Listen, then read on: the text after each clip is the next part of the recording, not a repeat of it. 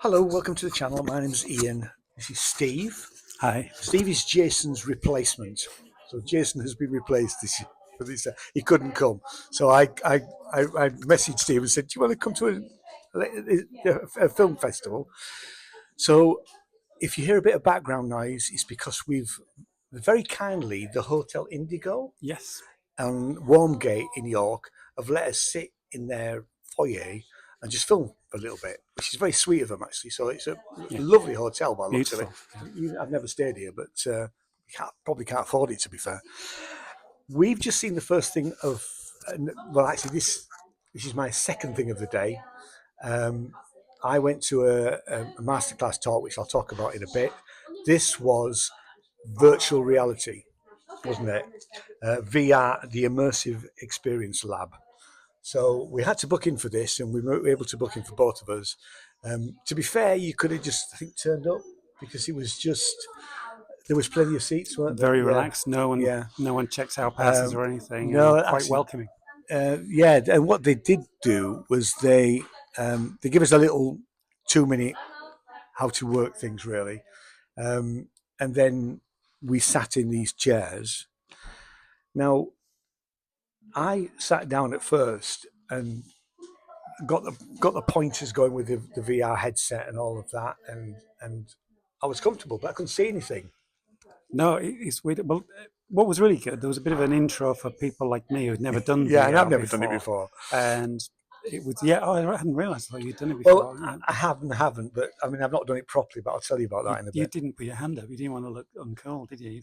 I thought I had put my hand up, but obviously I didn't. No, yeah, yeah. It was, yeah. Well, it's the weird thing is, it's very disorientating. If you've never done it before, it's a strange experience. I went dizzy. Yeah, quite queasy. Yeah. Yeah, if you're prone to things like car sickness, just be careful. And the weird thing is, like when you take it off, everything feels like virtual reality after that. It's a weird kind of hangover from it. Yeah. But yeah, it was interesting. Issues around getting it focused just right, things like that. I had the same problems. When I said I couldn't see anything, I didn't realise I needed to turn my chair around. We're all sat on these little circular chairs, and then I saw where the menu was. But when I went into another one, everything was out of focus, and it never went back into Yeah, focus on the yeah, menu. You had that, yeah, I had that. you know. Yeah. It felt. I thought. I mean, I don't know whether these are commercial products or not, but it felt a bit to me like we haven't moved forward very far with VR. My only experience of VR was probably about 8 years ago. My son was involved in a company who were creating VR, 3D VR environments for architecture. Mm. And it was very wireframe in those days. It has moved on from that. One of the ones I went on today was very polygonal. It was lots of polygon type shapes. The ghost house. The ghost house. We both did the ghost house, although we both got stuck in it. Yeah. I couldn't get out of it. Actually, so mine almost crashed. I think. Yeah, you can't bring up the menu to Yeah. exit, so you end up stuck in a haunted house where the ghosts were disappointingly absent. That's true. But, Yeah. but it was interesting, and the guy who was facilitating, he did say that's still under development. It is a student piece, so to be fair, it was pretty good for a student piece. I mean, I think some of them were like that. There was quite a few to choose from. I looked at 3.5, I'll say. The one I liked the best, although there was two, both of them I couldn't move. You know, in the house one, where you could move forward and you went into different rooms. Yeah. That was the only one that I went into where you could do that. Yeah. Yes. Yeah. That was the same. And the other ones, because I did different ones to you. Yeah. Like I went into the Xiana, the Chinese one. It's called Xiana. It says in ancient Chinese immortals descend to Earth to seek employment and compete to secure status to inhabit. Yeah, I didn't see them seeking employment. I didn't see a job centre or anything. What I did see was a series of temple buildings in kind of medieval China and in a snowstorm, and he kept getting picked up and whizzed around. It was like being on a roller coaster, which again, when you sat in a revolving chair in a decommissioned church, was a weird feeling. and occasionally I had to kind of come out just to sort of reorientate myself I to the did room, that too. because you're kind of swirling around over these roofs. Fantastic graphics, really, really good. With kind of appropriate sort of music in the background. It certainly did transport you there, but that's probably contributed to the kind of travel sickness feeling. Yeah. Yeah. I mean, I went. There was one called Blackstar Sanctuary, which is an immersive use of a queer African spiritual and cosmological traditions. And I went into it, and I looked around, and then I couldn't do anything else. I dipped into it and got out of it fairly quickly because I it couldn't seemed a do bit anything. slow as well. Yeah.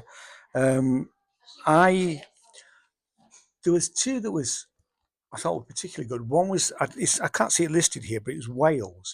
You were a whale, and it took me a while to work out that I was in a whale because I was underneath. When I look up, I could see the sea, the top of the ocean and all that. But actually, I was in like SeaWorld in Florida, and then I realised I was the whale, but I couldn't move. I was literally just sat there, and all of the whales were moving around me. It was about 5 minutes that. I think the point of it was about killing whales. Yeah. Because at one point towards the end, everything went a bit red, and I think, although I didn't see a dead whale, I think one of the whales got killed because there was blood in the water. It could have been you as well. Yeah. It could have been me. Yeah, exactly. I went into the pit camp, which was about the 1980s miners' strike. And back in the day, I was not a miner, but I was on We can't strike see that in here, but I was on at the same time. No, it was on the first page. Oh, is it? Sorry. The pit camp, yeah. Oh, yeah. And basically, once you entered that, you were just stood around a kind of brazier in what looked like a bit of a scrapyard. It was meant to be a sort of picket line where miners hung out. But all it was various panels around you on the corrugated iron and stuff was little clips of film about the miners' strike, interviews, talking heads. It was a bit earnest. It was a bit like being stuck in an earnest audio visual presentation in a local social history museum, which is fine, all worthy and intelligent stuff, but not really requiring a VR headset. And again, couldn't get out of it. Had to ditch the headset altogether. And the guy who was facilitating, I think the handsets had either powered down and just couldn't get out. So I was trapped in the 1980s. A audio-visual presentation of a 1980s miners' strike. And Arthur Scargill's. There were comments about Margaret Thatcher and everything else. Oh, brilliant. It was all very well done. Yeah. But I just needed to get out. I did do a couple of. One of them was filmed with a 360-degree headset, which was a quite a difficult story about the girl with the mother who was getting beaten by the father. Was it that one? Yeah, that was one. My job is working with domestic abuse, so I avoided that one. I thought this is too much like work. Yeah, exactly. I mean, I didn't watch it. It's 22 minutes in total, which I thought was maybe a bit too long. It didn't need to be in VR. It was an interesting story because that sort of stuff goes on all the time, and part of the time you were the girl, other times you weren't. Yeah. But you couldn't move. You just could look. You were literally just. It was like a passive story, really. Yeah, but you were watching. Like we said, they're a bit more buggy than we expected. Yeah, very much so. Yeah. One I forgot. There was one I did go into, and it wasn't at all buggy, and that was the silent disco. Oh yeah, I've seen that down here. And it opens up, and you just find yourself in a lift with all these people, probably about 10 or 12 other people, which just felt as uncomfortable as it does when you find yourself waking up in a lift with 10 or 12 people. Yeah. And everyone's kind of looking at their mobile phones and everything. But then all of a sudden music kicks in and the lights start flashing on and off, and there's kind of black lighting and stuff like that. And everyone starts freaking out and dancing all around you to this kind of pounding hip hop sort of beat. It seemed to have been filmed with a 360 camera with real people. And there's a various cross section of people from, this lady who was probably in her early 70s to this youth in a shell suit eating a Cornish pasty. And it was and everybody was in my personal space, and it was really uncomfortable. And like you said, when you turn around, there's people behind you that you didn't realize were there, and some of them were wearing these weird kind of like just blank white face masks for some unknown reason, and it all felt very sinister, and I felt quite paranoid and got out of that one fairly quickly. Yeah. But it was brilliant. Again, brilliantly done. But I wouldn't. Yeah, you don't want to be doing that late tonight on your own. No, I went into one called Inigo, which, and I think it was meant to be like that, but everything was you were in a room with a girl, and it was about a ghost that came into her bedroom at night. To be fair, from a story point of view, it didn't really go very far. No. But actually, everything in it was sort of fuzzy. Now, Yeah. I don't think it was, because I looked at the handsets. The handsets weren't fuzzy, but everything on screen was fuzzy. Yeah, I mean, this is the thing. You know, because the chap who facilitated did talk about the width of people's eyes does vary. Yeah. But also, people have so many different visual kind of acuities, you know. Well, I've got a wonky eye, so I mean, that didn't matter, to be fair. And they're a bit one size fits all, really, aren't they? You know, you could wear them with glasses, and you wear glasses. Did you keep your glasses on? I did keep it. I put, these are my computer glasses, so the difference is about that. I didn't leave my normal long distance glasses on.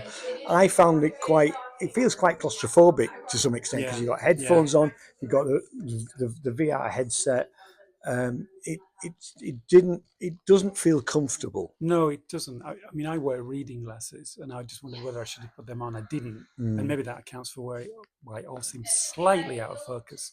I mean, it's an interesting experience. I mean, I do wonder whether commercial VR sets are. I mean, obviously they're throwing lots of money at it. Are they so much better?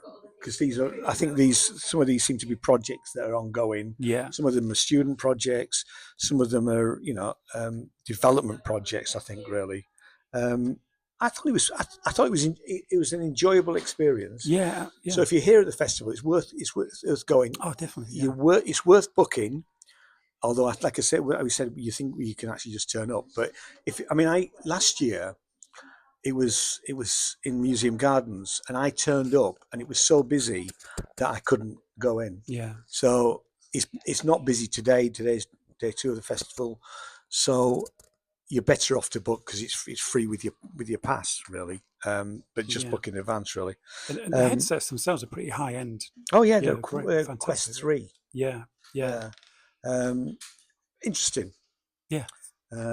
So next video we're going to do is we went on the corner and we went and played games, because we like a game now and then.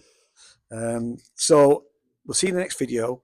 Thanks so much for watching, and if you want to subscribe and like and all that sort of usual rubbish, you're quite welcome to.